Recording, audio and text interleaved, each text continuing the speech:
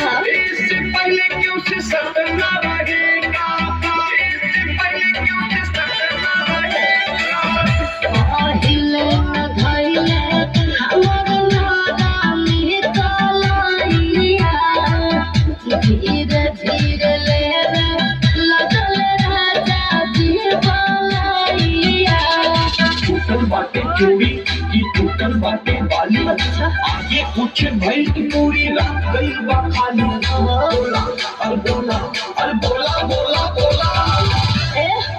सुना बोला ला बोला ला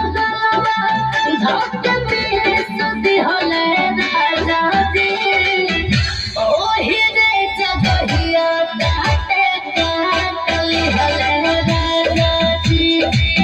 ओ हिरे जगहिया दाते काटली हले राजा जी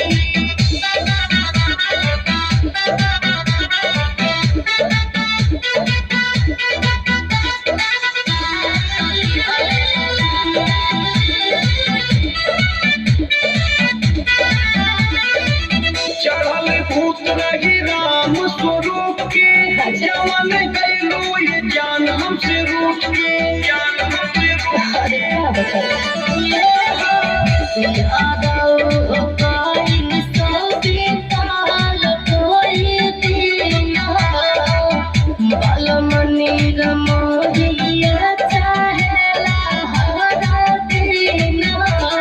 मिलल हकी मजा कि मिलल ह साजा दूसरा दिन अब खुलल दरवाजा अरे बोला अरे बोला अरे बोला बोला बोला सुना सूखल जान खेतवा पूरा से जब